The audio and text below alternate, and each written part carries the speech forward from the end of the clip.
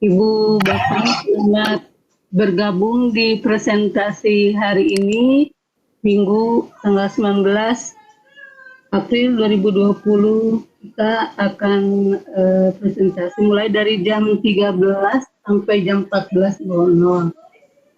Sebelumnya saya perkenalkan dulu, nama saya Dida Faridasari, saya mengajar di SMA BPI 2. Alhamdulillah hari ini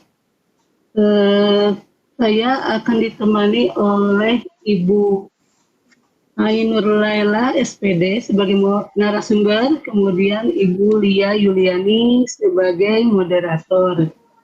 Untuk itu, mari kita bersama-sama membuka acara ini dengan mengucap Bismillahirrahmanirrahim. Untuk pemandu narasumber mungkin langsung akan diserahkan kepada Ibu Lia Yulia. Mangga Ibu Lia. Iya, terima kasih untuk Ibu Dida sebagai host. Selanjutnya kita akan berkenalan dulu dengan pemateri hari ini.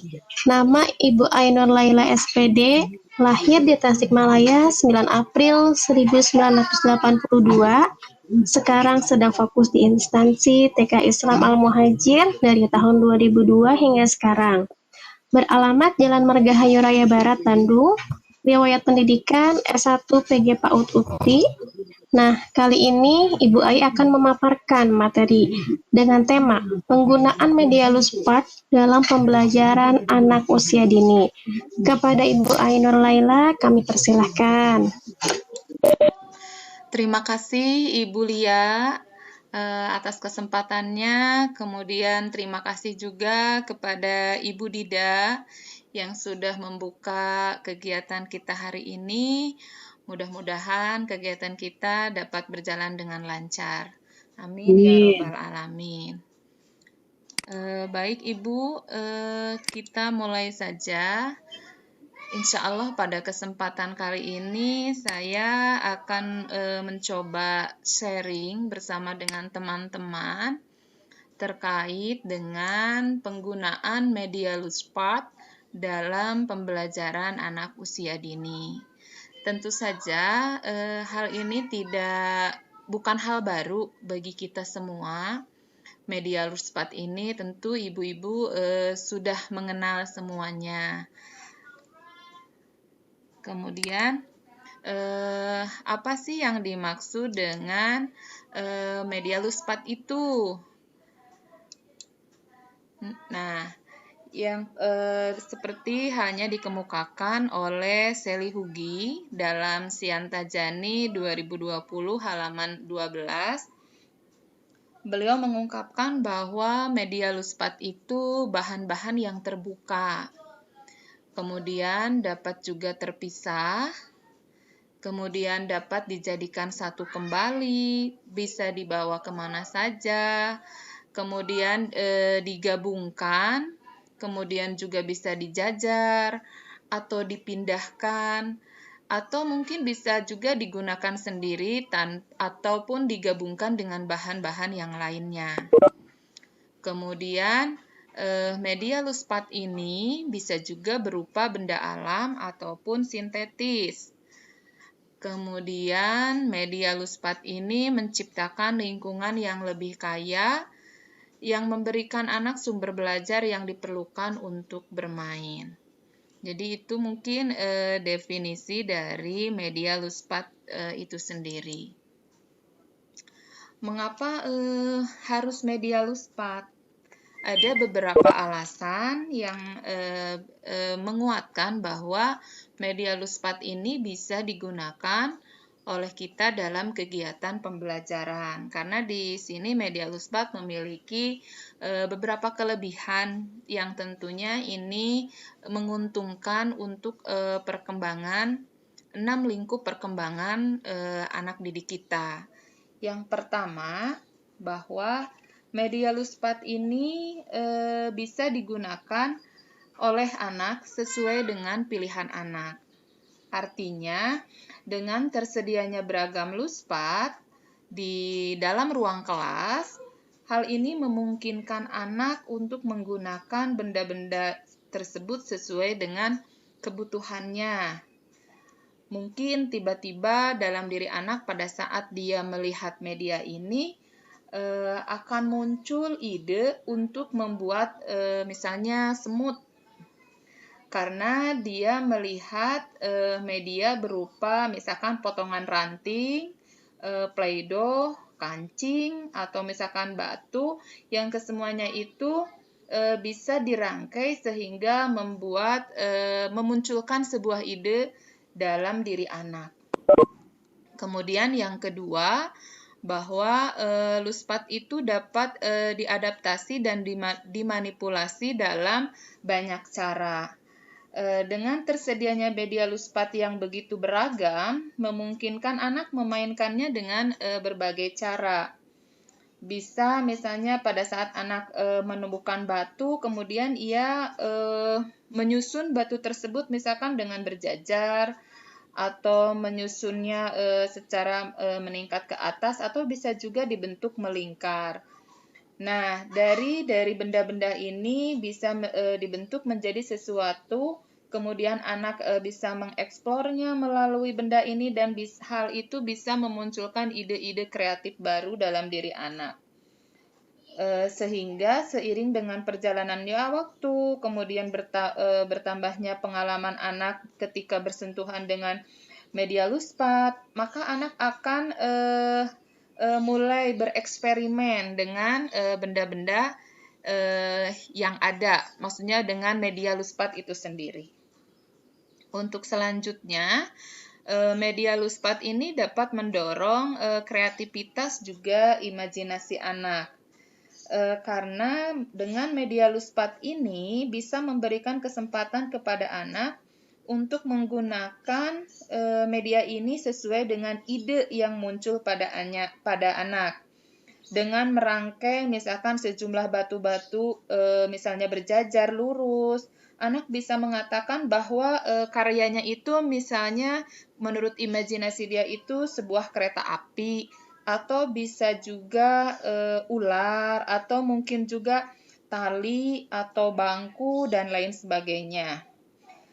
Belum lagi apabila anak misalkan pada saat menyusun benda tersebut ditambahkan lagi dengan satu benda yang lainnya, maka pada saat itu imajinasi anak akan berkembang dengan cepat dan secara spontan ia bisa menamai karyanya menjadi sesuatu yang berbeda. Seperti itu. Kemudian, luspat juga bisa mengembangkan lebih banyak keterampilan dan kompetensi, di mana dengan tersedianya media luspat ini bisa mendorong naluri anak, misalnya anak itu bisa memegang, bisa mengeksplorasi, juga bisa mencipta sesuatu sesuai dengan minat dan idenya anak. Kesempatan yang terbuka ini untuk membuat karya memungkinkan dapat mengembangkan berbagai keterampilan atau kompetensi yang ada pada diri anak. Nah, kemudian luspat juga dapat digunakan dengan cara-cara yang berbeda. Artinya, karena seperti diungkapkan tadi, karena luspat itu bersifat terbuka, kemudian dari bendanya yang beragam, kemudian bisa dilakukan berbagai kegiatan, karyanya juga bisa variatif, kemudian cara memainkannya juga bisa berbeda-beda, apalagi misalkan pada saat menggunakan media luspat tersebut, orang dewasa berada di dekat anak dengan misalnya menstimulasi anak melalui beragam pertanyaan terbuka, maka anak akan memiliki kesempatan untuk menggunakan benda-benda itu secara terbuka sesuai dengan ide anak. Kemudian dapat dikombinasikan dengan bahan-bahan lain. Misalnya apapun bendanya itu, apapun misalkan pada saat kita dengan adanya sekarang kegiatan pembelajaran jarak jauh, apapun yang ada di rumah, di sekolah ataupun di lingkungan di mana anak tinggal, hal itu bisa menjadi sumber yang tak terbatas yang bisa digunakan oleh anak untuk memperkaya ide anak. Anak bisa memainkan benda-benda misalkan dari bahan yang sama, atau bisa juga menambahkan satu variasi bahan dua atau lebih. Nah, di sini anak perlu diberikan kesempatan untuk menentukan sendiri, mengembangkan idenya saat dia berada dalam suasana tertentu. Jadi anak diberikan kebebasan bermain sepenuhnya, sehingga ide-ide baru akan bermunculan. Nah, seperti itu. Kemudian dapat mendorong pembelajaran terbuka. Dengan bahan yang bersifat terbuka, seperti diungkapkan tadi, hal ini akan mendorong anak untuk melakukan kegiatan sesuai dengan ide anak. Tentunya dengan adanya pendampingan dari orang dewasa, di mana dalam hal ini bisa orang tua ataupun guru ketika di sekolah bisa menstimulasi anak melalui kalimat provokasi atau pertanyaan terbuka, sehingga keterbukaan ini dapat menstimulasi berbagai ide atau kreativitas yang ada dalam diri anak. Kemudian luspat dengan mainan modern. Nah, mainan modern pada umumnya cenderung lebih terbatas dalam memainkannya, karena desain dari mainan modern itu kan dibuat oleh perancang yang diproduksi oleh pabrik, sehingga kreatifnya itu merupakan kreatif dari si pembuatnya. Sementara anak hanya menggunakan berdasarkan ide dari sang pembuat. Namun, ketika anak diberi kesempatan untuk menggunakan media luspat, maka anak dapat membuat sendiri mainannya berdasarkan ide anak.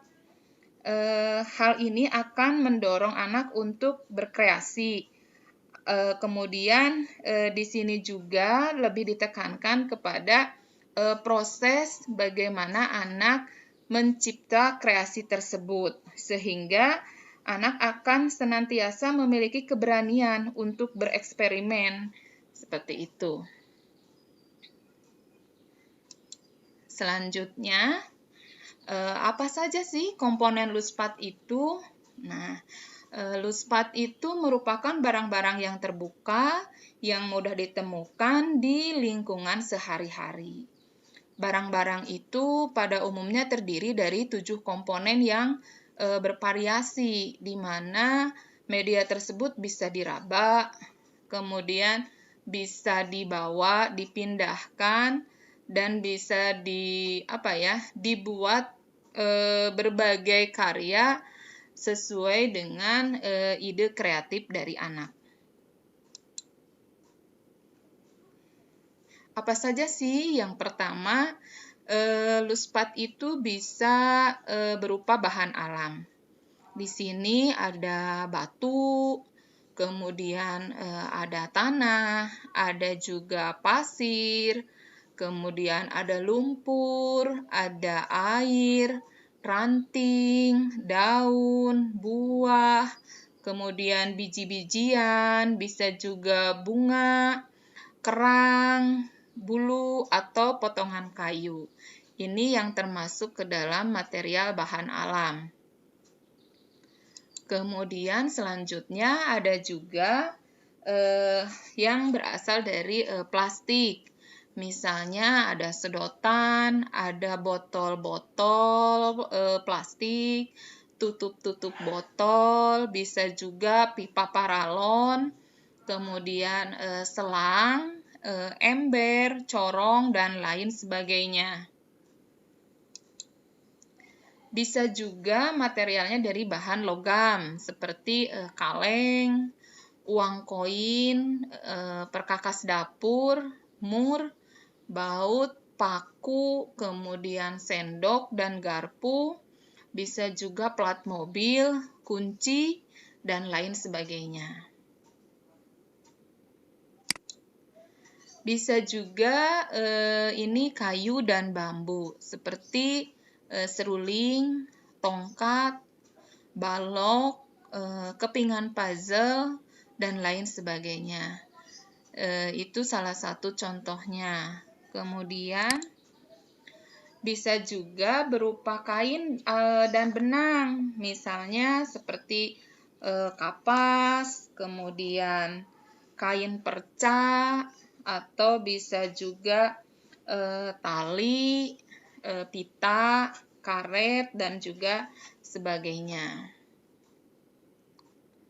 Selain itu, ada juga yang berbentuk kaca atau keramik, misalnya botol kaca, kemudian gelas kaca, cermin, manik-manik, kelereng, ubin keramik, kacamata, dan lain sebagainya.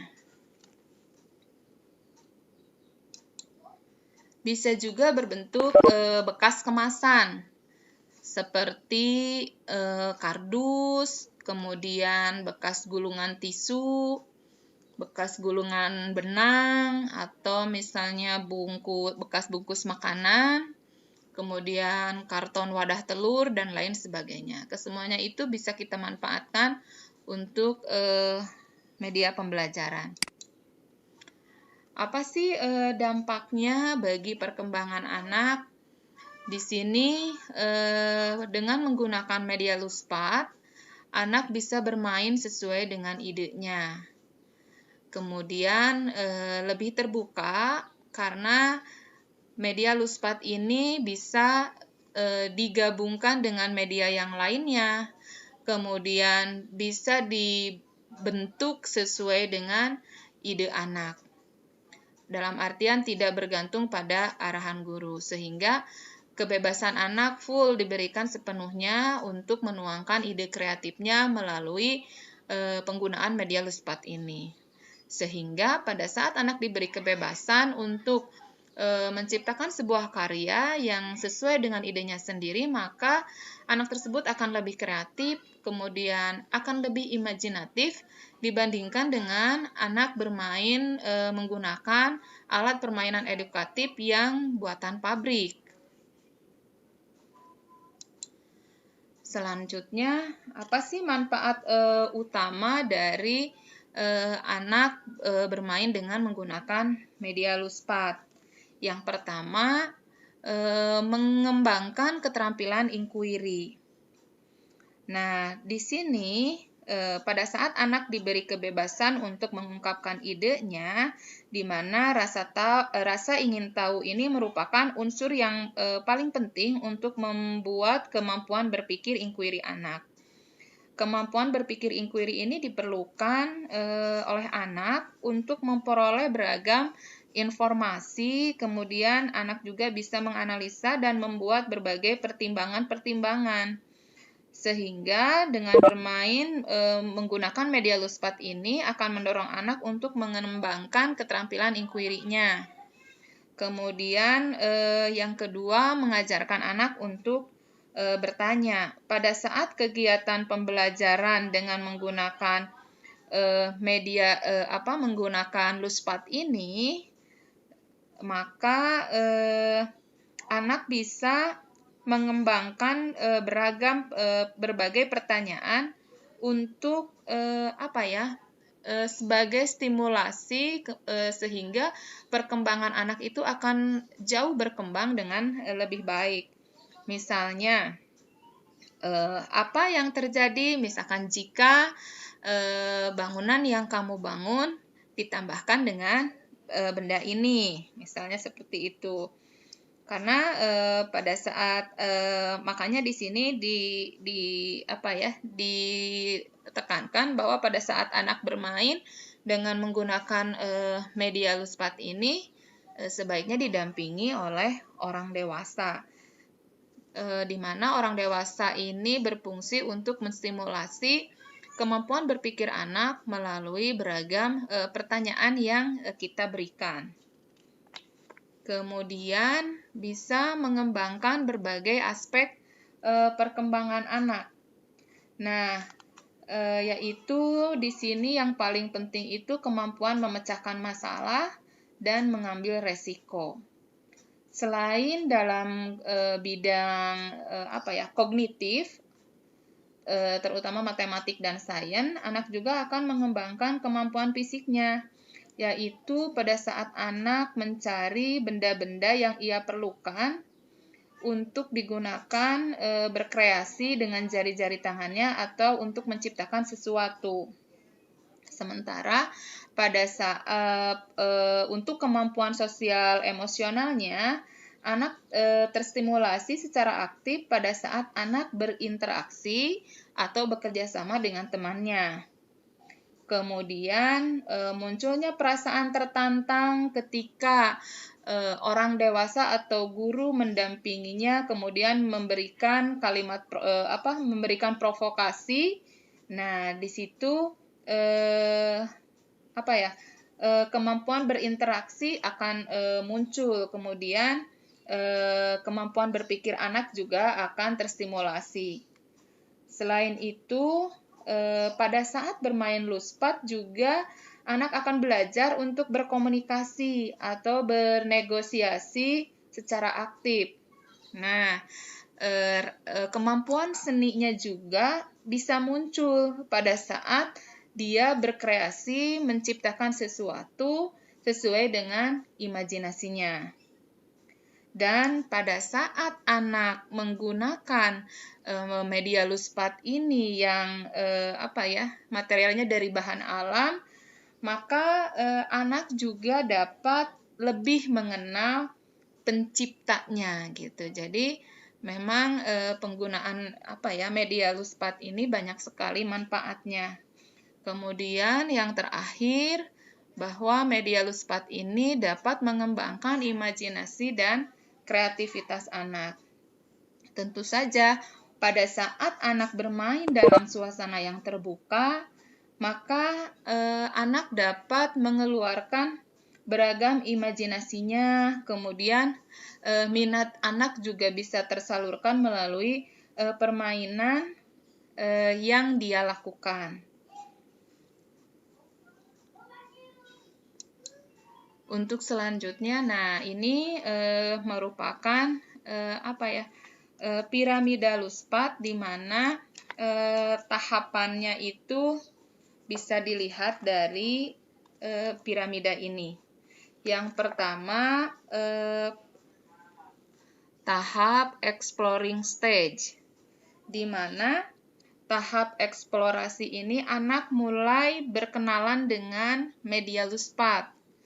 Sehingga untuk mengetahui rasa ingin tahunya, mungkin anak akan mulai menjelajahi beragam media luspat itu dengan atau melalui berbagai tekstur, warna, bentuk, maupun ukuran. Di sini peran guru bagaimana menjelaskan kepada anak strategi bermainnya, kemudian mengenalkan kepada anak bagaimana cara untuk merapihkannya kembali pada saat setelah digunakan media ini, kemudian bagaimana cara menyimpan media luspat itu. Kemudian yang kedua ada tahap experimental stage atau eksperimen. Di sini setelah anak selesai dengan tahapan eksplorasi, maka anak akan berusaha mencoba membuat sesuatu sesuai dengan ide yang muncul dalam diri anak. Di mana peran guru di sini bisa membantu menstimulasi ide-ide anak itu supaya bisa berkembang lebih luas lagi melalui invitasi dan provokasi. Invitasi ini bagaimana penataan media luspat disajikan oleh guru ataupun orang tua di rumah sehingga dapat menarik minat anak untuk untuk memainkannya atau untuk menggunakan media luspat itu dalam kegiatan pembelajarannya. Dan provokasi ini biasanya berupa beragam pertanyaan yang dapat menstimulasi atau membantu memenuhi rasa ingin tahu anak sehingga kemampuan berpikir anak dapat dikembangkan melalui provokasi ini. Kemudian yang ketiga ada creativity stage, di mana di sini proses eksperimen itu kan penuh dengan imajinasi yang akan membawa anak pada tahapan kreatif. Pada tahap ini, anak akan membuat atau merancang berbagai produk kreatif sebagai hasil dari proses kreatif. Nah, di sini peran guru bisa melakukan dokumentasi terhadap kemajuan perkembangan anak, sehingga kita bisa melihat sejauh mana perkembangan kemampuan berpikir anak. Dan yang paling akhir itu ada constructing meaning and purpose in play, artinya membangun makna dan tujuan bermain. Pada tahap ini, yang merupakan tahap kemampuan tertinggi yang dicapai oleh anak, guru dapat menyaksikan atau melihat sejauh mana kemajuan perkembangan anak. Nah, pada saat kemajuan perkembangan anak sudah tercapai, maka tujuan guru pun dalam memfasilitasi anak untuk tumbuh dan berkembang secara maksimal juga sudah tercapai. Bagaimana strategi bermain dengan menggunakan media luspat? Strateginya yang pertama, mulailah penggunaan luspat dengan jumlah keping yang terbatas. Karena pada tahap awal itu tidak bisa langsung semua media luspat dikenalkan pada anak. Tentunya hal ini juga disesuaikan dengan usia atau tahapan perkembangan anak. Kemudian yang kedua, mulailah dengan 10 keping untuk anak usia TK ataupun untuk anak usia SD. Kemudian jika kita mengajarnya di toddler, maka kurangilah jumlah tersebut, misalnya cukup dengan 3-5 keping saja, jadi tidak terlalu banyak. Kemudian jumlah yang terbatas ini juga untuk membantu anak dalam pengenalan terhadap benda-benda tersebut, juga untuk memudahkan pada saat belajar untuk peduli dan bertanggung jawab dalam menggunakan serta membereskannya setelah menggunakannya. Jadi pada saat penyediaan media luspatnya terbatas, anak juga secara tidak langsung diajarkan untuk peduli atau berbagi dengan temannya. Nah, di situ juga empati mulai secara tidak langsung dilatih kepada anak. Kemudian, nah ini ada jumlah ideal kepingan untuk penggunaan media luspat. Jadi untuk toddler itu bisa disediakan 4-5 keranjang, sedangkan untuk usia 3-4 tahun itu awalnya bisa 5-10 keranjang atau 5-7 keping. Sementara untuk usia 4-5 tahun itu bisa 5-10 keping. Dan usia untuk 5-8 tahun itu bisa sampai 10-15 keping, atau misalnya tidak ada ininya bisa lebih dari itu. Jadi disesuaikan dengan tahap perkembangan anaknya. Kemudian invitasi. Invitasi itu merupakan penataan benda-benda yang dipilih dan ditata atau dipajang di kelas yang mengundang anak untuk menggunakannya dalam pembelajaran. Kemudian benda-benda yang dipajang ini akan menawarkan pilihan pada anak untuk memasuki dunia pengetahuan. Benda-benda yang dipajang ini menjadi alat untuk mengeluarkan dan mengekspresikan pemahaman anak terhadap dunianya dan memperoleh makna dari interaksi dengan benda-benda itu. Jadi diusahakan pada saat kita mengenalkan media luspat ini diperhatikan dalam penataannya, sehingga pada saat kita menatanya dengan baik, dengan menarik, hal ini tentunya akan mengundang anak untuk menggunakannya gitu. Jadi pada saat mereka melihat, oh ini ternyata ada hal yang baru, kan tentu saja hal ini akan mengundang rasa ingin tahu mereka, sehingga mereka terstimulasi untuk mencoba memainkannya seperti itu. Kemudian provokasi. Provokasi ini dilakukan untuk memperluas atau mengembangkan ide-ide unik, kemudian minat juga teori dari mereka. Provokasi ini dibangun dari observasi yang bermakna terhadap hal-hal yang dilakukan anak berdasarkan rasa ingin tahu anak dan pemikiran anak. Provokasi ini biasanya berupa beragam pertanyaan yang bisa mensimulasi kemampuan berpikir anak, berpikir kritis anak, sehingga ide-ide mereka bisa mereka ungkapkan dalam rangkaian kalimat sederhana. Contohnya di sini bagaimana cara membuat obat untuk Dino, itu salah satu kalimat provokasi. Nah, selain yang tadi, ini juga ada beberapa contoh pertanyaan terbuka untuk memprovokasi anak. Misalnya, tipsnya bisa bertanya dengan kata tanya. Misalnya, apa yang ingin kamu buat dari benda-benda ini? Kemudian, apa yang kamu amati tentang? Kemudian, apalagi yang ingin kamu tambahkan? Misalkan pada saat anak sedang membuat sebuah karya.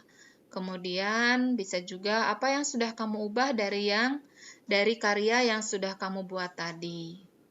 Kemudian, apa yang sudah kamu coba? Ide-ide apa yang sudah kamu sampaikan tapi belum kamu coba? Kemudian, hal-hal apa yang kamu lihat telah dicoba teman-teman lain? Apa yang terjadi? Kemudian, apa yang akan terjadi jika misalnya seperti itu. Jadi, beragam pertanyaan ini bisa kita berikan pada saat anak sedang menggunakan media luspat dalam kegiatan pembelajaran.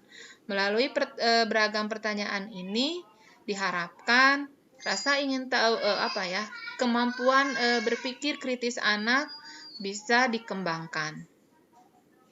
Untuk selanjutnya, bagaimana menilai anak pada saat bermain luspat? Artinya pertama bisa dilakukan melalui kegiatan observasi. Di sini kita bisa melihat apa yang dilakukan oleh anak. Kemudian setelah itu kita refleksikan. Kemudian kita amati kembali, kemudian kita respon dengan memberikan mereka beragam kalimat yang bisa memprovokasi atau memperdalam minat anak, sehingga kemampuan berpikir anak bisa lebih dikembangkan dengan adanya respon yang berupa kalimat provokasi dari kita. Nah, ini salah satu contoh misalkan kegiatannya, misalkan ada yang bisa dilakukan melalui aksi fisik dengan menggunakan media luspat.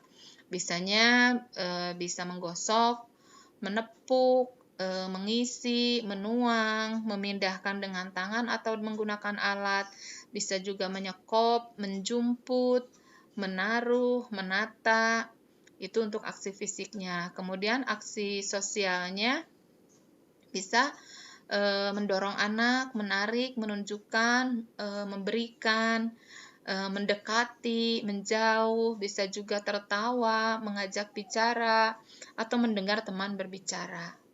Kemudian aksi berpikirnya pada saat anak melakukan kegiatan dengan menggunakan media luspat, misalnya sudah jadi nih, atau sudah selesai. Oh iya, tadi aku bongkar ini, atau misalkan aku mau buat lagi. Kemudian atau misalkan aku tidak mau dibantu, atau ini kesukaan mama loh, dan lain sebagainya. Jadi Itu beberapa contohnya. Kemudian, nah, yuk kita bermain menggunakan Luspad. Setelah misalkan kita mengetahui beragam manfaat yang bisa kita peroleh dengan menggunakan media Luspad ini. Terima kasih. Mungkin itu saja yang bisa saya sampaikan.